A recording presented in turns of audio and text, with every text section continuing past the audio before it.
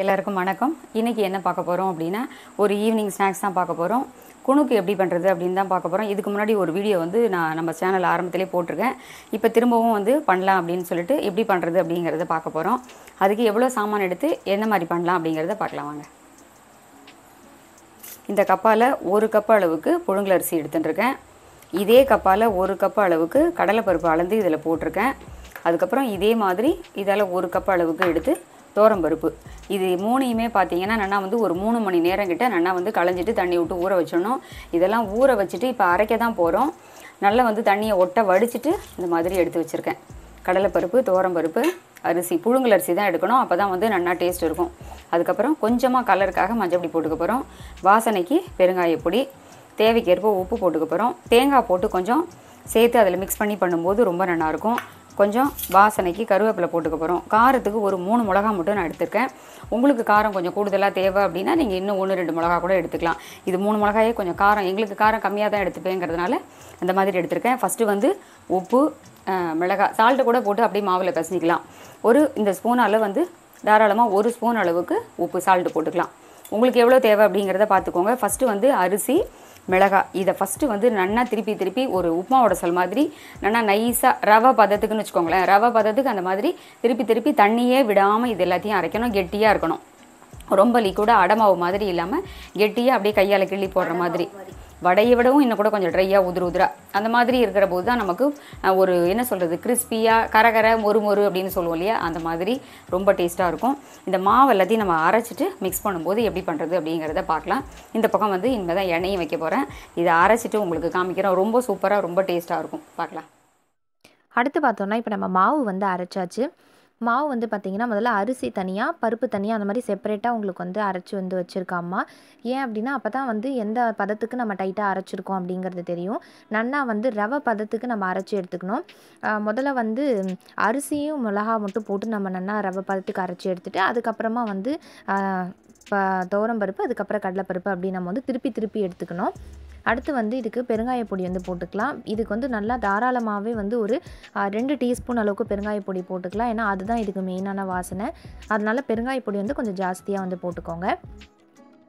அதுக்கப்புறம் வந்து கலருக்காக வந்து ஒரு 1/4 டீஸ்பூன் அளவுக்கு மஞ்சப்பொடி வந்து சேர்த்துக்கலாம். மஞ்சப்பொடி போட்டுட்டா கலரும் வந்து பார்க்குறதுக்கு நல்லா எல்லோவாக இருக்கும், நல்லா சூப்பராக இருக்கும். நெக்ஸ்ட்டு வந்து கருவேப்பிலை, உப்பு வந்து அவாவா திட்டத்துக்கு தேவைக்கேற்ப அளவுக்கு உப்பு சேர்த்துக்கலாம்.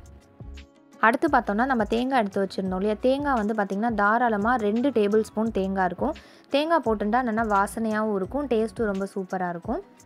ஸோ இப்போ அதை எல்லாத்தையும் நம்ம நல்லா சேர்த்து ஈவனாக வந்து மாவில் உப்பு, மஞ்சப்பொடி, அதுக்கப்புறம் தேங்காய் எல்லாம் ஈவனாக நல்லா பரவற அளவுக்கு நம்ம பிசைஞ்சிக்கலாம்.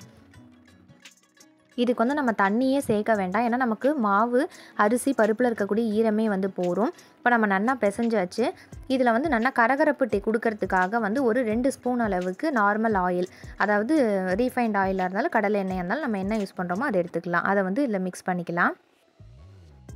இதில் இன்னொரு முக்கியமான விஷயம் என்னென்னா, புழுங்கலரிசிக்கு பதில் நாங்கள் பச்சரிசி வந்து சேர்த்துக்கலாமா அப்படின்னு கேட்டிங்கன்னா தாராளமாக சேர்த்துக்கலாம். பச்சரிசி சேர்க்கும் பொழுது உங்களுக்கு புழுங்கலரிசி டேஸ்ட்டே வரணும் அப்படின்னா பச்சரிசியில் வந்து நல்லா கொதிக்கிற வெந்நீரை விட்டிங்க அப்படின்னா புழுங்கலரிசி மாதிரி நல்லா டேஸ்ட்டு வந்துடும்.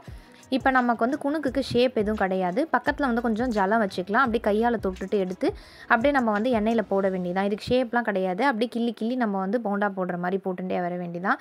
ரொம்ப நல்லா இருக்கும், கரகரன்னு இருக்கும், டேஸ்ட்டாக இருக்கும். புழுங்கலரிசி போட்டிருக்கிறதுனால நன்னாவே கிறிஸ்பாக இருக்கும். அதுவும் இந்த தடவை நம்ம வந்து தேங்காய் சேர்த்து பண்ணியிருக்கோம். இதுக்கு முன்னாடி ஒரு வீடியோ கொடுத்துருந்தேன். அந்த லாஸ்ட் இயர் போட்டிருந்த குணுக்கு வீடியோவில் தேங்காய் சேர்க்காமல் இதில் வந்து மற்ற இன்க்ரீடியன்ஸ் என்னவோ அதை மட்டும் போட்டு பண்ணியிருந்தேன். இந்த தடவை நான் தேங்காய் சேர்த்துருக்கேன். அது வந்து கொஞ்சம் டேஸ்ட்டும் நல்லாயிருக்கும், சாப்பிட்றதுக்கு ரொம்ப சூப்பராக இருக்கும் அப்படிங்கிறதுனால. இப்போ இது நம்ம வந்து எண்ணெயில் வந்து போட்டுட்டு டிஸ்டர்ப் பண்ண வேண்டாம். ஒரு 2-3 நிமிஷம் வேகட்டும். வெந்ததுக்கப்புறம் நம்ம போட்டதெல்லாம் தனித்தனியாக வந்துடும். இன்னொரு விஷயம் வந்து பார்த்திங்கன்னா, இதில் வந்து பார்த்திங்கன்னா நம்ம வந்து எண்ணெயை வந்து கொஞ்சம் தாராளமாக வச்சுட்டு அதில் வந்து நம்ம கிள்ளி வந்து போட்டுட்டே வரோம் இல்லையா, நமக்கு எவ்வளோ இடம் இருக்கோ அந்த இடத்துக்கு தகுந்த அளவுக்கு நம்ம போட்டுக்கலாம். ரொம்பவும் அடைச்ச மாதிரி போட வேண்டாம். நம்ம சின்ன நெல்லிக்காய் சைஸ், குட்டியாக ஒரு நார்மல் மீடியம் நெல்லிக்காய் சைஸ் இருக்குல்லையா, அந்த அளவுக்கு நம்ம கிள்ளி போட்டுட்டோம் அப்படின்னா நமக்கு வந்து தாராளமாக வந்து வேகும். ரொம்ப அடைச்ச மாதிரி போட்டோம் அப்படின்னாலும் இடிச்சுட்டு வேகாமல் போயிடும். ஸோ அதனால் வந்து இப்போ அது நல்லா வேகணும். வெந்ததுக்கப்புறம் பார்க்கலாம். இப்போ இதில் வந்து இன்னொரு விஷயம் என்ன அப்படின்னு பார்த்தீங்கன்னா, உங்களுக்கு வந்து கலர் வந்து நாங்கள் வந்து நார்மலான மிளகா தான் வந்து போட்டு பண்ணியிருக்கோம். ஸோ அதனால் உங்களுக்கு கலர் வந்து அந்தளவுக்கு வராது. உங்களுக்கு கலர் கொடுக்கணும் அப்படின்னா காரத்துக்காக நார்மலாக காஞ்ச மிளகாவும், கலருக்காக வந்து காஷ்மீரி சில்லி, பெடிகேட் சில்லின்னு விற்கிறது. ஸோ நீங்கள் அதையும் வாங்கி போட்டுக்கலாம். இல்லைனா உங்களுக்கு வந்து இந்த நார்மலாகவே பார்த்தீங்கன்னா காஷ்மீரி சில்லி பவுடருமே கிடைக்கிறது. இல்லைனா அதையும் வந்து யூஸ் பண்ணோன்னா கலர் வந்து கிடைக்கும். பட் இதுவே வந்து ரொம்ப நன்னா மஞ்சளாக இருக்குது பார்க்குறதுக்கு. நார்மலாக இயற்கையான கலரே வந்து நல்லாயிருக்கும். ஸோ இப்போ வந்து நல்லா வெந்துருச்சுன்னா பார்த்திங்கன்னா உங்களுக்கு அந்த ஓசையெல்லாம் அடங்கிடும். ஸோ இப்போ நம்ம வந்து அதை எடுத்து சர்வ் வந்து பண்ணிடலாம். இன்றைக்கி வீடியோவில் வந்து பார்த்திங்கன்னா ஆரம்பத்தில் அம்மா பேசியிருப்பா. பட் ஃபைனலாக வந்து பார்த்திங்க என்னாச்சுன்னா மைக்கில் வந்து ஜஸ்ட் ஒரு ஃபால்ட் வந்துடுது.